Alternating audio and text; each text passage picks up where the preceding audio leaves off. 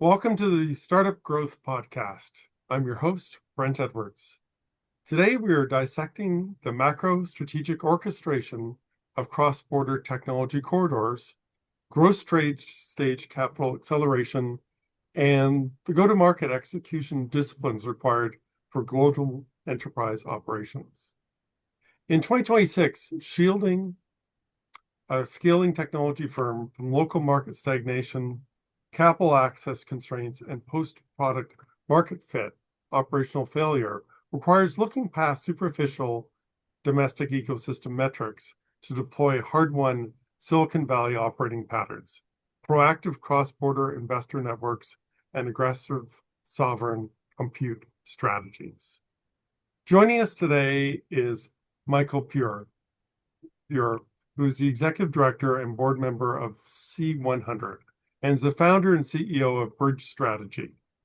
Michael is a Canadian expat founder who has spent 30 plus years in Silicon Valley as a multi-time CEO, senior executive, and board member with leadership roles at Apple, Adobe, eBay, and Travelport, and CEO roles at venture-backed companies including Filled, Zerv, which was acquired by Lighthouse and Booking.com. He's also advised hundreds of founding teams as they navigate the inflection points on the path to 100 million average return and beyond. And he connects Canada's most promising technology leaders directly to the world's most concentrated pools of capital and expertise. Let's dive into our conversation with Michael. Michael, it's an absolute pleasure to have you on the show today with us. Great to be here. So we were just chatting about a lot of different opportunities for Canadian businesses to help reach their potential and how your learnings and those of the other members of the C100 can help these businesses achieve their potential. So I've got a bunch of questions for you today that the audience will be interested in about the Canadian technology space, learnings from Silicon Valley, what it means to be an entrepreneur in Canada in 2026. The first topic I'd like to talk with you about is around this idea about scaling and some of the bottlenecks that Canadian firms run into, because we're great at innovation and scaling up, but it's that kind of messy middle where Canadian firms seem to struggle with scaling up to becoming the next unicorn or billion-dollar revenue firm. One of the persistent structural critiques of Canadian technology space is our ecosystem produces exceptional early-stage engineering talent and provides great initial grant funding, yet our companies routinely stall out on achieving massive global dominance and becoming those unicorns. So our first question for you is, what does Canada do well in producing founders, and where do our scale-ups fail compared to those that you've seen in Silicon Valley and California? So it's a great question, Brent. It's one that over the last almost 20 years in my involvement with the C100, we've seen a lot of, and we've seen a lot change. And it goes as follows. And you mentioned this early on, which is one, Canada creates incredibly innovative entrepreneurs and innovative technologies, and it does so through an incredible educational system, right? It also fosters really great entrepreneurship. And there's no shortage of innovation, there's no shortage of entrepreneurship. Where we start to falter is exactly where you highlight, which is the moment we are creating a company, creating something much more than it's just a technology now, it's turning into a business, we falter. And the reason we falter, we've learned a number of things over the last decade or two, are a couple of key things. One is, and we talked briefly about this in our sort of preamble chat, which is one is being inspired, which is if you as a CEO of a new company don't see somebody in your neighborhood, in your province, in your country that you can point to and go, gosh, you know what? I would love to be like them. And they built a great company here locally where I'm building mine. I can go do that. Without that, you don't have that inspiration to know, well, somebody else did it. I can do it too. So when that first offer comes in where somebody says, I want to buy your company, you can turn down that $50 million offer or that $100 million offer because you feel confident enough and inspired enough that you think you can build $1 billion business. Your neighbor in Silicon Valley is that person. Your neighbor down the street in Silicon Valley is that person. So it's inherently built into the neighborhoods in Silicon Valley where that inspiration just exists. In Canada, we need to create this inspiration and bring it in front of people. It's not that there aren't inspiring Canadian entrepreneurs. There are incredibly inspiring Canadian entrepreneurs, from Aiden at Cohere to Toby at Shopify to Jack at Clio. There are incredibly, really, really important people that you can be inspired by. Entrepreneurs need to know about them, need to know about their journey, and we don't celebrate that enough. So that's one thing. That's being inspired. The next thing is surrounding yourselves with people who have been there and done that. Again, in Silicon Valley, when I was building my companies, you would always have not just your board members, but people on your advisory board, people around you who had also built companies, who had gone through a problem that you had gone through as you were scaling. So when you were raising that Series B and you're having difficulties closing the round, you can reach out to your neighbor and get advice from them on how did they do it, how did they get through that, or you're going to market into a new country, how did they approach that, what did they do. In that experience, that advice, that mentorship of people who have been there, done that, again exists in Silicon Valley or just around you. We don't have that here in Canada. We need to create that. And so, as part of C100, what we do is we try to get the entrepreneurs together into workshops that enable them to meet people that can inspire them, that enables them to be surrounded by mentors and advisors who have been there, done that, who can help them through their problem. And then when they go back to building their company back wherever city or province that they're building it, they now have a connection to people who can inspire them and people who can advise them and mentor them, either in an unofficial or an official capacity. Those are really the two things that are the most missing. It's not capital. And the reason why I say it's not capital is because if you have a great idea, capital will find you, right? Let me rephrase it. If you have a great company, capital will find you. And the reason I say that is that's why Canadian companies get acquired. It's not because they're short on capital and couldn't find money. It's because the entrepreneur didn't see that there was a better option other than being bought out, right? And so it's really not a question for me of I look at it being capital. It's really about surrounding yourself with other people that can be helpful to you. Interesting. That's kind of it's quite different than some of the narratives that I've encountered where people talk about lack of access to capital and challenges with grant, the time involved to film grant programs, etc. What I'm hearing from you, it's around inspiration, which is around storytelling, and then a lot of it's around networking and having those people around you who've been successful in what you're trying to do. Correct. Again, it's more Listen, you complicated look than at it, which that, is but those are kind of the similar. Yeah. it is like in Silicon Valley, grants don't exist. So you don't have a choice, right? You're building a company that you have to raise money from investors. So you have to figure out your narrative. You have to figure out your storytelling. You have to surround yourself with advisors that are going to help you build your company. And bottom line, you have to have a great idea for a great business, right? And you have to be the person who believes that you're going to be able to do that, right? And those are requirements. Sometimes businesses aren't meant to be created. And the reason you can't find money is because you just weren't meant to be funded, right? Maybe not now, Maybe you need to go Yes. through some more hard times to figure out what business it is that needs to get funded. Like one of the things that I forgot to mention that Canadians are also well known for is being Hmm. resilient, which is Hmm. all investors love Canadians because Canadian entrepreneurs know how to make a small amount of money go a long way, right? Hmm. And that is a plus, right? And so Canadian, um, American investors or Silicon Valley investors are really intrigued by that with Canadian companies. You got smart people who know how to build businesses, who do it on very little money. Yes. That is an incredible thing to invest behind.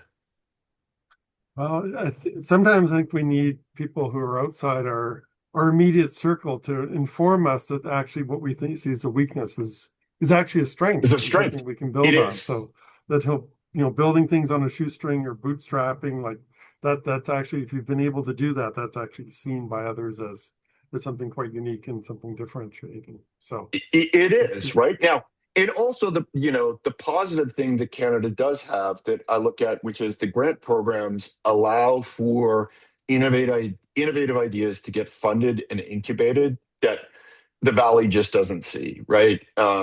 And that otherwise might be actually very positive innovations for Canada that I think are really, really important. And so I think Mhm. the that those, yes, there are always problems. There will always be problems with mechanisms for applying for grants or getting money. There will always be problems. The thing that I always advise entrepreneurs though is if you think that you're going to get a better shot at making it by moving your company to Silicon Valley, you're misled, right? You're trading one set of problems for another set of problems you don't know, right?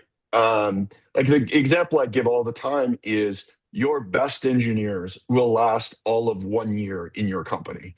Why? Because there is always somebody better, faster, more equity than you, right? There is always a shinier object in a year from now that your best engineers will leave for, right? There's always a bigger fish somewhere. And so it's very hard to build culture, right? What you need to do is you need to spend time down there. Oh, and the other thing is 38% of the funding that you raise. So if you raise, $10 million, 3.8 million of it goes to paying for healthcare for your employees, right? So you can just kiss that money goodbye, right? And so they're all in, you can't afford a house. It's not a great place to raise a family.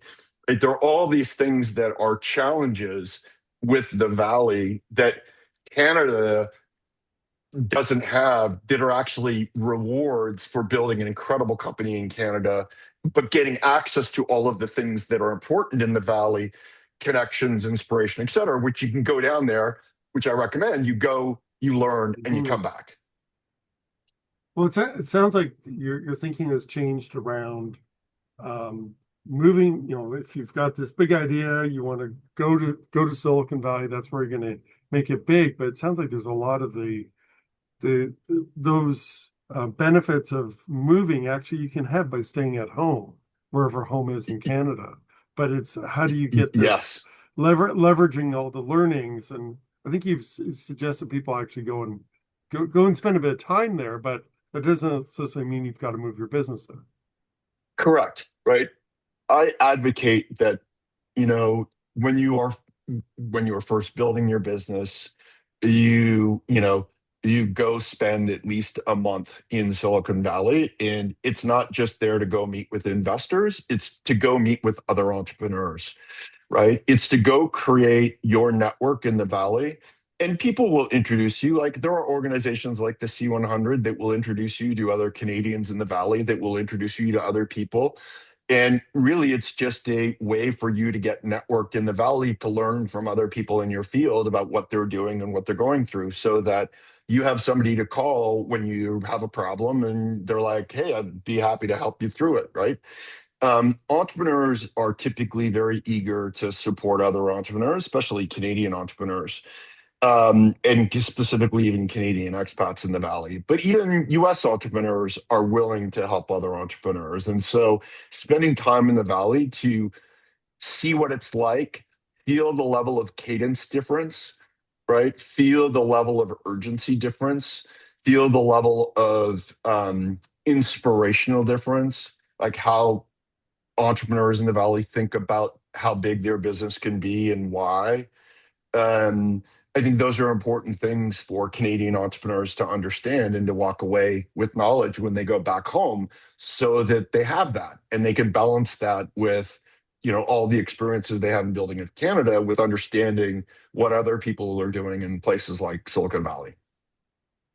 You mentioned something earlier about, I guess, just the expat network. What part of this is what C100 is in terms of a group of successful businesses that have been in the Valley that want to pay it back, but it almost sounds like there's a bit of a pay it forward attitude that Canadians have. It's not exclusive to Canadians, but it sounds like that's something that a lot of the people who've made it successfully in California want to share with other Canadians.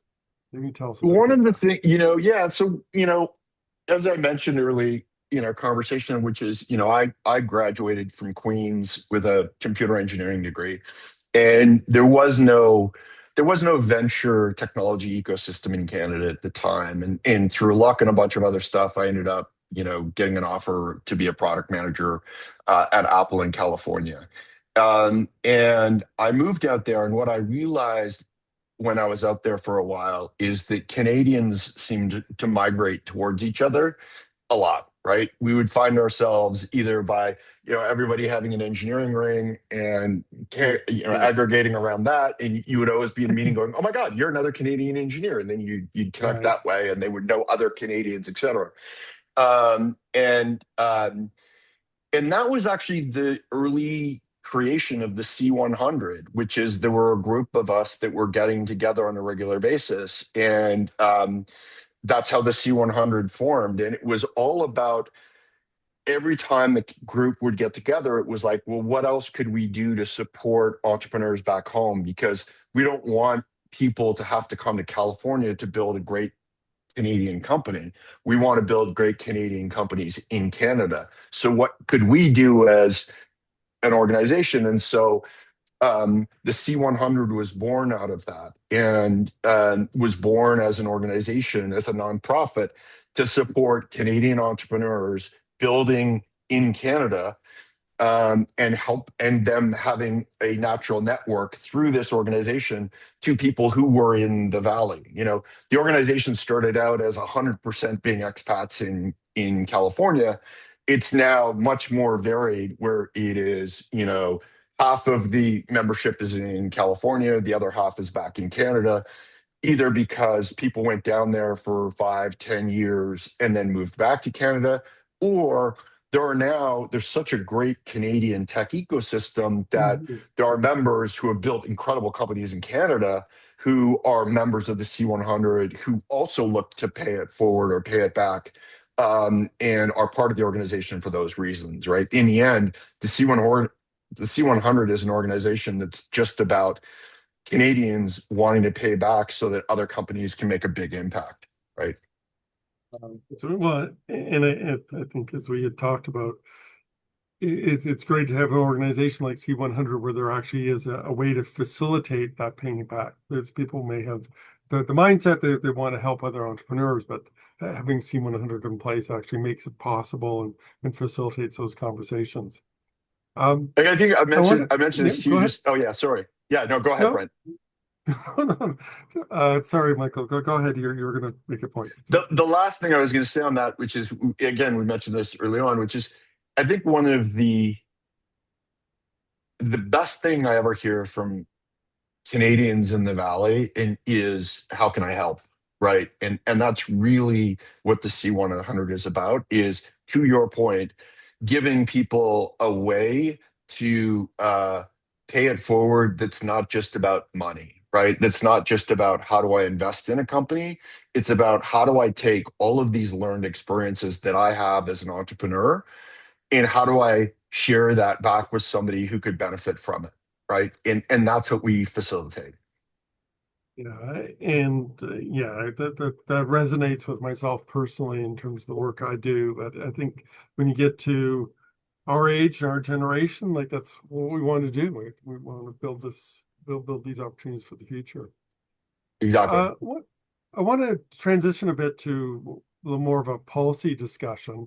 And this is related to, the revolution in artificial intelligence. Um, so this is, it goes back to, again, there's a sports analogy, and I think you were very much involved with sports when you were at Queens, I think in volleyball. So in volleyball, you're playing both offense and defense. And I think you also played involved in basketball too, where all the players have to play both. And I'm wondering about how we're playing offense or defense in the space, artificial intelligence space in Canada, and what founders should be doing to sell their products globally rather than wait for domestic demand. So I'd like to hear your perspective for that, and if you'd like to throw in a few sports analogies, I'm happy to hear that as well. Let me divide this into two categories. Um, Let me tackle the building a global company piece, and then I'll tackle the sort of how Canada is approaching the AI piece. Um, on the global side, or on the building a global company side, I think one of the things that Canadians get caught up in, and it's a great thing that ends up being also a roadblock, and is that Canadians are proud to be Canadian. So they talk about building great Canadian companies. The reality is, you don't want to stop there. You don't want to build a great Canadian company. You want to build a great global company that's based in Canada. And it's a mindset shift that allows you to think of your market outside of Canada, right? Beyond just thinking about building a Canadian business. Because investors, majority of investors, don't want to invest in a Canadian business. They want to invest in a business that is going global, that's thinking big. They don't care if it's based in Canada, but they want a global business. And Canadians walking into an investor's office and saying, I'm, Canadian, I'm building this great Canadian business, automatically limits them to thinking in the investor's mind about they're not thinking big enough, right? And so Canadians, entrepreneurs, need to think being global from the very beginning, right? Even if your first target market is in Canada, that's fine. But your story, to your point, your narrative is about building a global business. My first go to market happens to be in Canada with these reasonings, right? But my business is a global business, and here's why, and here's the size of it, and here's how big it could be, right? Whether you're building the interesting thing now is there's no real such thing as an AI company anymore. All AI is built into all the companies that are being built. Like, we just went through, analysis of the companies that are applying to the C100, and we went from 0% being AI enabled to almost like 50 to 60% of all these companies applying are now AI enabled in some way, shape, or form. What I mean by that is they are a healthcare focused company, but their entire enablement is through AI, right? Or they are a mining company, but their entire back end is enabled through AI.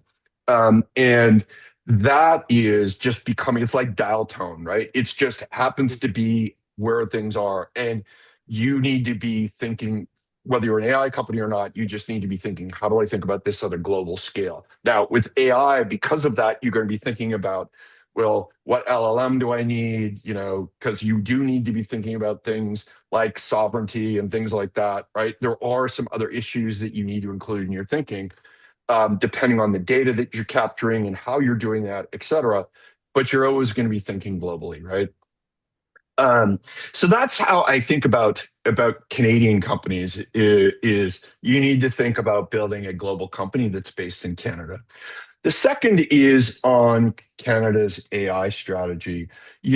One of the things that is amazing about Canada is early on it recognized there was something unique in AI, right? And it helped found the three most important organizations globally around AI, and that is like the Vector Institute, the Emmy Institute, and Mila Institute, that are all, in their own way, shape, or form, leaders in driving the entire AI ecosystem globally forward, right? In research and Yes. development and how it's Hmm. used, and both, on the privacy side to like everything you could ever think about, those organizations are focused on. And that is incredible.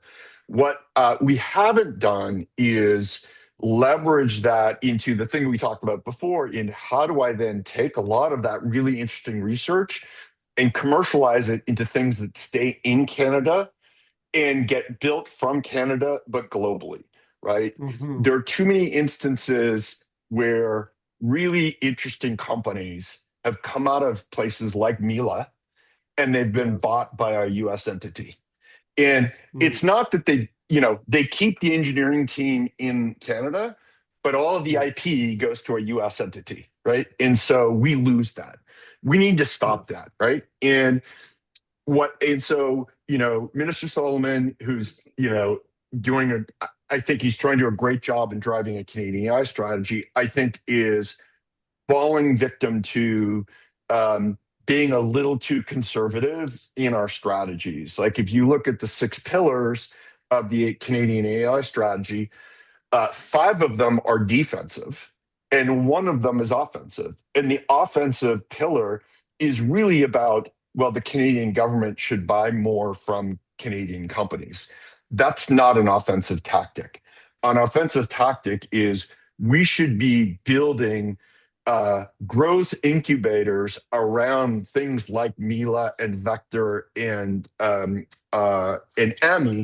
that help take those great early stages of companies that come out of there and surround them with the things that we've talked about of what makes great companies, is surround them with mentors and advisors who have built growth companies, who can help them scale, who can help them be inspired to build something bigger, so that when that check comes for 25 or 50 million, because it will come, if you've got a great idea that you're working on and somebody sees it and they're going to write you a check, it means you have something.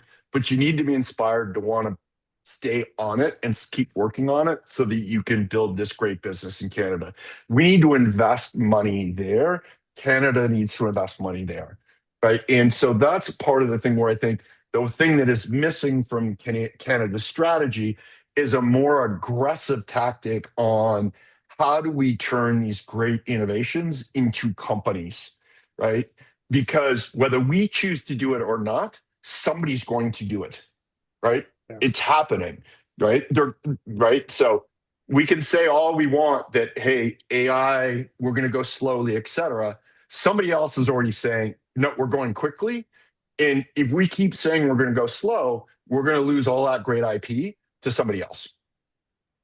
So we Well, need I to be guess more balanced. it's can over index in terms of focusing on the rapid commercial execution as opposed to Yep.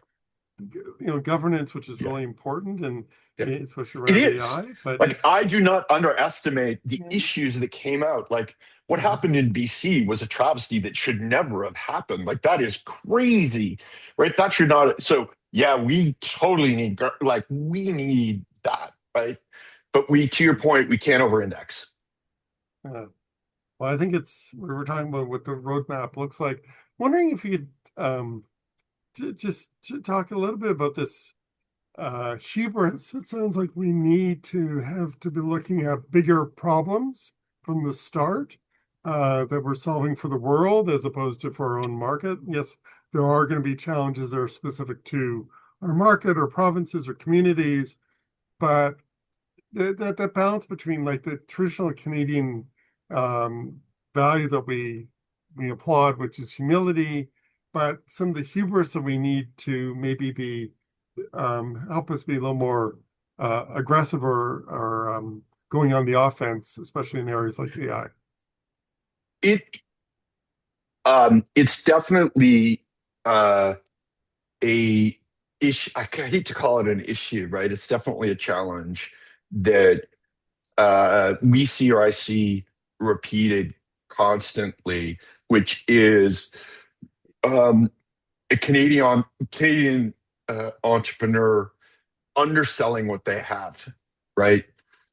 Partly because to your point, we as a nation we have a ton of humility. It's an amazing trait. Like it really is an amazing trait. Um, but we need to balance that with more hubris when you're talking about why you're building what you're building and what your intent was. And what I find interesting is the way I get around that is by talking to entrepreneurs about why they built their company in the first place, right? Entrepreneurs built their company because they saw something in the market that they thought was worth solving, right? They saw a problem or they saw an opportunity and they decided they wanted to go do it. And not only did they decide to go do it, but they literally decided to choose a career path that is one of the worst career paths you can choose in terms of potential for a positive outcome, right? Hmm. It is incredibly difficult to be an entrepreneur. So, somewhere along the lines, you convinced yourself that this was an opportunity that was worth it, right? You thought that this wasn't just about solving this problem here, that the problem was actually bigger than that. And it was actually a really significant problem that was worth changing my life for. And that's what you need to tell the story about, right? You're not telling the story about how you built this widget for this thing. That widget that you built was just one small first step in a much longer plan that you have.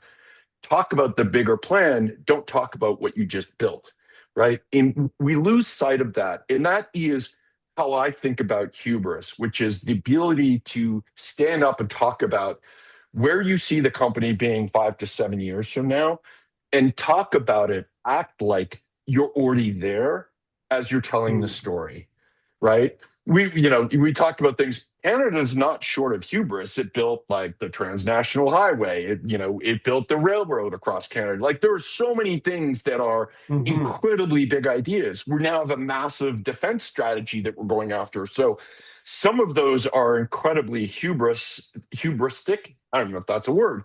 Ideas, but Yes. those are the things that more entrepreneurs need. And in fact, the fact that the Canadian government is doing something like that, I look at it as a positive thing, which is we need to take on more projects that are big in nature because that is the way we change the nature of entrepreneurs underneath us. Like if Prime Minister Carney got up and talked about how he thought Canadian entrepreneurs were incredibly strong, great entrepreneurs. The ecosystem in Canada is great. You should come build your companies in Canada. That would be an amazing feat, right? It's not asking for money. It's not asking for anything else. It's just making statements that enable entrepreneurs to rise to the occasion and rise to the challenge. And that is what we need. We need more top, high level driven goals versus strategies that are about how do I play defense?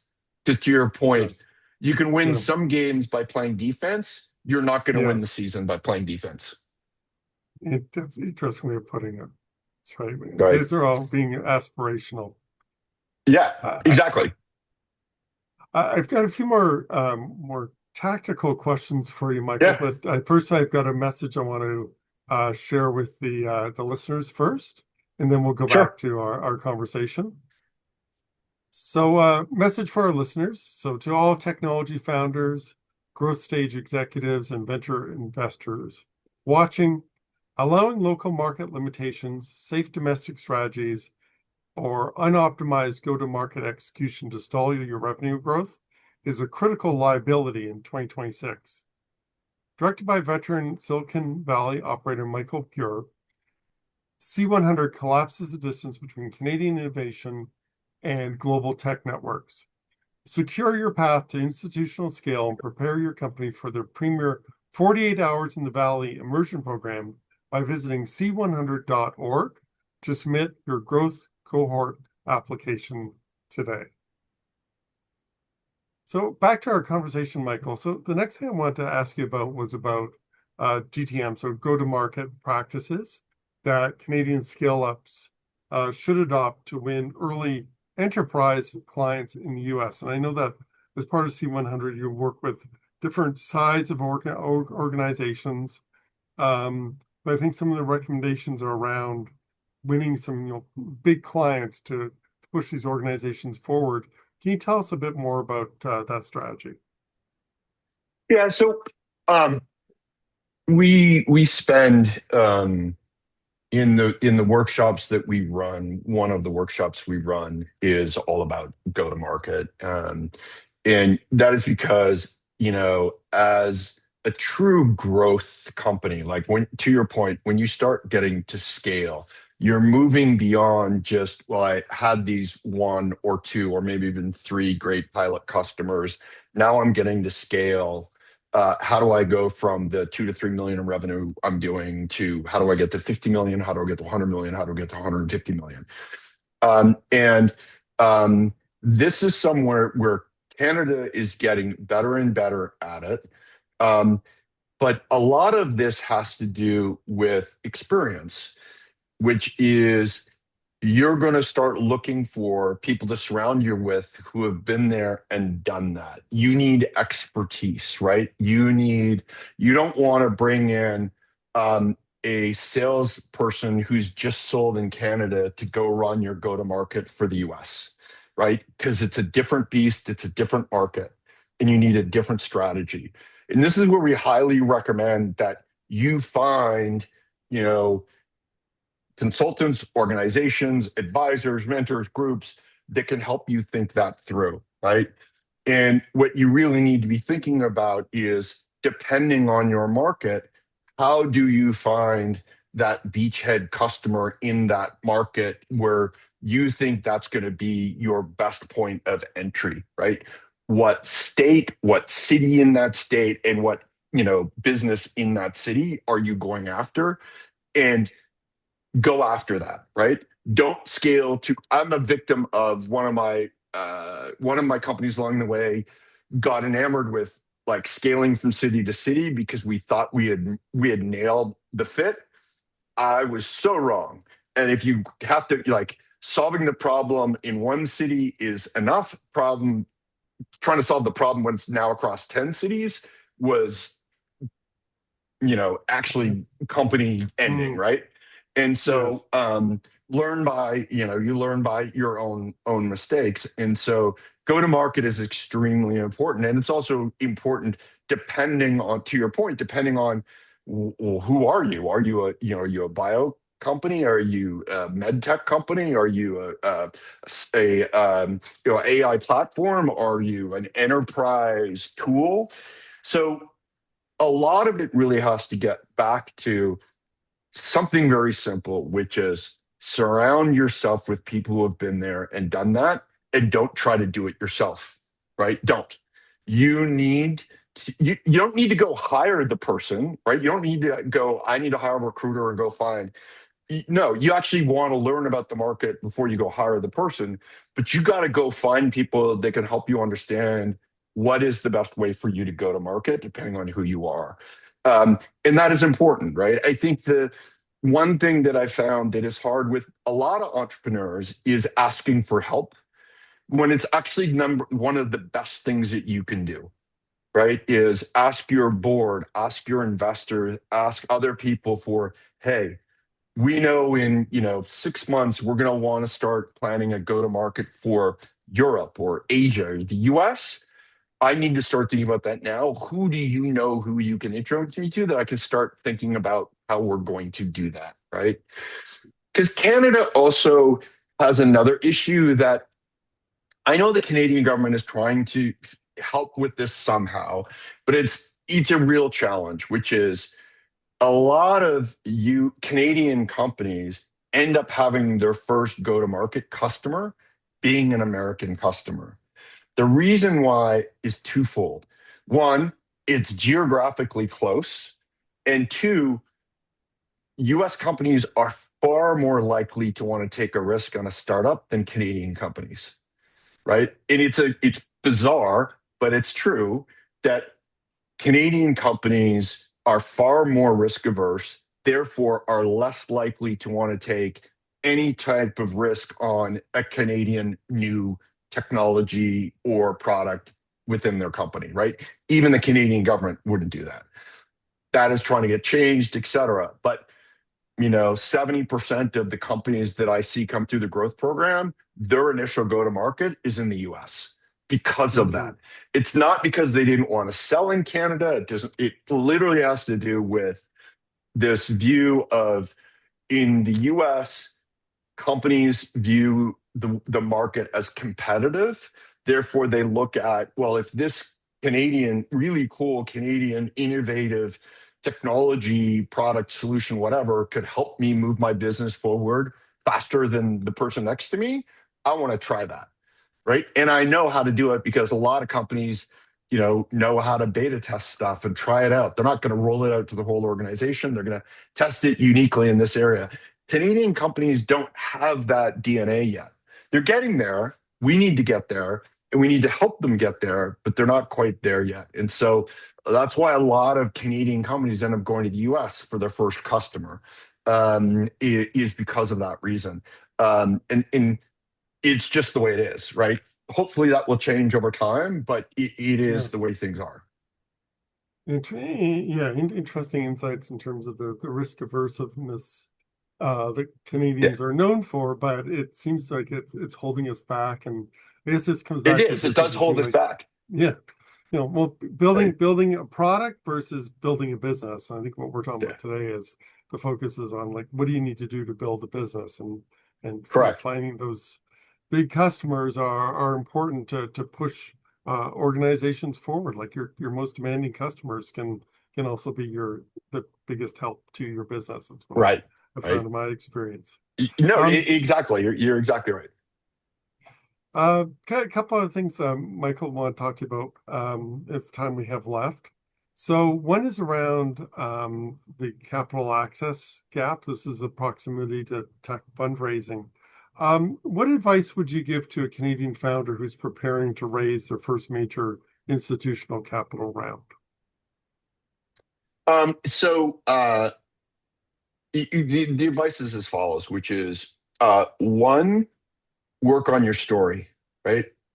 Have your narrative down, your story down about where you've been, what you've been doing, and most importantly, where you're going and why is that important and how big could that be, right? Um, Canadians aren't as experienced at that as a lot of the US entrepreneurs are. And so storytelling is is sort of put into this category of, oh, it's a nice to have, not a must have.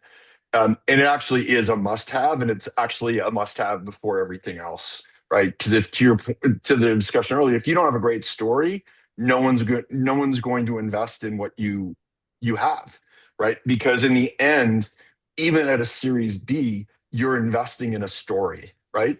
You're investing with a story that has more data behind it than you do if you were investing at a seed round or an A round, but you're investing in a story, right?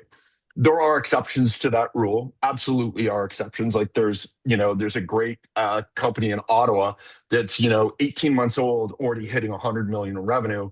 As an AI company, there's always exceptions to the rule, right? Mhm. Um, and they're the same kind of companies that exist in the valley. But on first blush, it's about your story. The second is it is about um, going and being really, really smart about executing your fundraise, which is executing a fundraise is just not calling up every single investor and saying, would you want to invest in me? It is just like everything else. You've got to prepare a funnel. That funnel has to be really understood about why would these people invest in you? What is it? Who's the partner in that? People uh, most times forget that individual decisions at an investor firm really don't exist, right? It's a partnership. Mhm. The investors are making decisions based on the partnership. That partner who is wanting to invest in you has to now go convince his other partners that this is a great investment, right? Mhm. And so you need to understand that firm, that partner, how they sit in with the rest of that partnership. Are they an expert in that area? Like, you really do need to understand who it is that you're going to talk to, right? um, and whether they'd be interested in investing in you. The second is also, you have to look at investors beyond just Canada, right? You have to look at investors who are in Silicon Valley. You, depending on what business you're building, if you're doing a fintech company, you should look at investors who are in New York. If you're in the more biomedical, you should look at investors that are also in Boston, right? And if you're looking for building beyond, beyond the U.S. and it's really European focused, next step. If your next step is not to grow into the U.S. but to grow into Europe, you should be really looking at European investors. And so again, be really, really smart about who you are talking to. And again, the other thing that not people, entrepreneur, founders, CEOs miss uh, underestimate is the amount of effort and the amount of time it takes to fundraise, right? Like, Mm. your number one job once you have raised past your seed round of funding and you've started to build something is fundraising, right? In the end, Wow. that is how you keep the company going.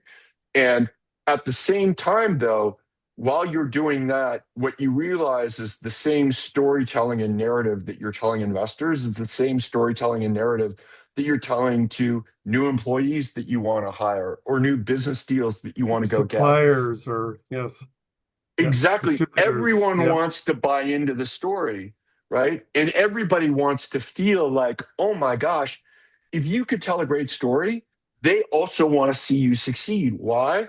Because if they're a supplier of yours and you do well, they're going to do well. Like, and so it's a natural thing where you really want to tell a great story because everyone is invested behind that great story, right? And so, underestimating the power of your narrative is something that I think entrepreneurs really need to focus on and be really good at it. Well, it's selling, but it's selling in a way that's business development and building an ecosystem and partners and, as you said, employees and like a lot of it comes back to the storytelling capabilities of either the founder or the people that they're surrounding them with to get the message out there. Okay. So, Like, there's some, everyone has, yeah. you can point to a lot of examples of people like where you're like, how did they raise so much money? How did they go public? When everyone's going, there's no way this Oh, is like a Michael, sorry, we business that lost should you be there in for a sec. business, yet they, Groupon is a great example of that, right? There's like Yes. so many businesses where you're like, actually, if you do the math, this doesn't work out the way they've said it is, but somebody told a great story, and that story is so great that people are compelled. Like, there's just so many, and there are many, many examples of that, right? Yes. Of stories so storytelling is important. Wonderful. So, that's kind of the second last question I wanted to ask you was about C100's goal. So I know that your organization is looking at the annual um, recurring revenue as one of the measures of success. And my understanding is that your 2030 goal for the organization is to have 150 Canadian companies go past 100 million US, and at least 12 organizations go past $1 billion US in annual return of recurring revenue. Um, what has to change for Canadian firms to hit those targets that you've Yeah. talked about? Oh, so let me just, the real goal behind that objective is to create global impactful companies that are based in Canada. That is the ultimate goal of everything that we are doing, right? And so we gave us a goal that is, a BHAG, that big, hairy, audacious goal Yes. that could be measurable, right? That would allow us to focus on what are the programs let me rephrase that. That would allow us to prioritize what things we invested our time and money into. And it was always about making sure that we're investing behind what matters, and that is the entrepreneurs. And that everything that we do is about supporting either early stage entrepreneurs who are, you could be doing 1 to 2 million in revenue. How do we help them scale, right? How do we help them grow from 1 to 2 million to 20 million to 100 million in revenue, right? How do we do that? And also, how do we look at that group and go, you know what? There are some companies that we're going to run into that aren't doing 1 to 2 million in revenue, but that have some deep-seated technology that's really, really important to the Canadian ecosystem or to even the global ecosystem. And we feel like we should be supportive of that group, right? We have examples of that, just companies that they're not doing revenue yet. Why? Because it is deep research. And we can help them with thinking about go to market, et cetera, that they can plan for that they're not doing yet. And then there's a second group of people that we look at, which is you are doing 10 million in revenue or you're doing 20 million in revenue. And you really like, how do you get to 500 million in revenue?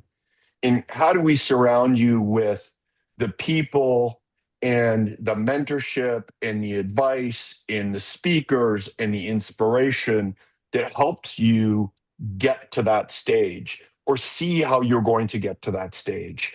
And that's the other group that we spend a large amount of time with. And the intent is out of those two groups, we're going to get at least 100, 200 of those companies over 100 million in revenue, and a whole bunch of those over 1 billion in revenue by 2030.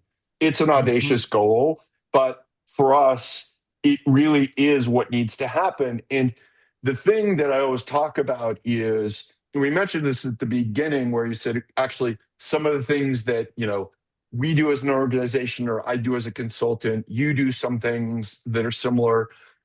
Hey, the more we do this, the more that goal becomes achievable because, right, we should want to have not just one Cohere or one Shopify every 5 to 10 years. We really need a Cohere and a Shopify every freaking year, right? Like every year, we need to have one of Yes. those. And it's not that we can't. We've certainly shown that with we have incredible entrepreneurs. Like some of the best founder CEOs I've met are Canadian, right? We're not shorted on smarts. We're not short on innovation. We're not short on education. We're not short on money. You can always argue about money, right? Is more Yes. money needed? Hmm. Yes. Everyone can always say, I need more money, right? That's Hmm. just an endless thing. The reality is what we need more of is we need more inspiration for those people, and we need more surrounding of people who have been there, done that, who can help them Yes. actually make that leap. Because we didn't grow up in Canada as a technology, country. We grew up in natural resources and mining and forestry and the like. We need to flex the technology muscle, and we need to really gain that muscle, because if we want to move all of Canadian productivity forward, the place to do it is in technology. I looked at this stat, I think it was like a year ago, where, you Hmm. know, if you look at the last 10 years, 35% of US GDP came from Silicon Valley, right? The growth of GDP came from Silicon Valley. In Canada, it's 5% came from tech, Hmm. right? We have Yes. so much more that we could do, and it's not a shortage of smarts. No, and I think that's a challenge. It's a challenge for the Canadian business community, and you're setting the bar really high. Some people would say for the objectives, but I think you're walking the talk. You're saying that like the organization should be as ambitious as some of the targets that C100 is setting in Correct. terms of thinking globally and thinking big, and that's how we're going to get there, not by thinking small. So. You're right. Um, It's exactly right, Brent. Like we got to live. We have to walk the talk, live the walk, whatever that saying is. yes, exactly. I have one wrap-up question for you, Michael. I've really enjoyed this conversation. Is if there was one single important step for a Canadian scale-up leader who's listening to our conversation today, to think about, to build a globally competitive enterprise this year, what would it be? I think the single most important step a Canadian scale up leader can take this year is what I had mentioned before, which is stop building a great Canadian company and start building a great global company that's based in Canada. That is mind shift. That is the mindset shift that needs to occur.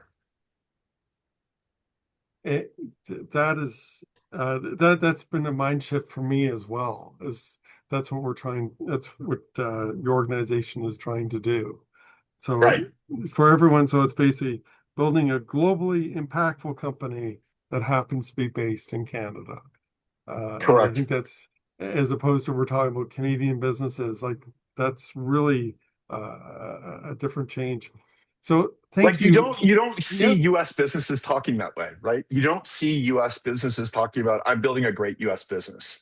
They're No. like I'm building a great freaking global business that's going to do X, Yes. Yes, I right? think that's a real good reminder around going past these, safe boundaries we've set up and being much more aggressive in terms of being on offense, in terms of go to market and leveraging, like you said, people who've been there, done that already, working on our storytelling. Um, those are some real important messages that you've left us with. So thank you so much for the conversation, Michael. It was great to meet you, Absolutely. and It I was a hope great that conversation. I enjoyed it. terrific. Thanks so much. Thanks, Brett. So that was Michael Buhr from C100. He was showing us how to, we really, what's holding us Canadian tech scale ups back, but how to leverage all these operations learnings that Canadian firms have already had in Valley to help build um, revenue and deploy strategies for AI that will help secure market share for globally impactful companies based in Canada. I'd like to thank you for tuning in to the Startup Growth Podcast. Be sure to subscribe and visit startupgrowth.ca for more insights, resources, and conversations designed to help founders and businesses scale with clarity. To learn more about how we're supporting entrepreneurs and building a stronger startup ecosystem, please explore the platform at startupgrowth.ca. My name is Brent Edwards, and I'll see you on our next episode. Thank you.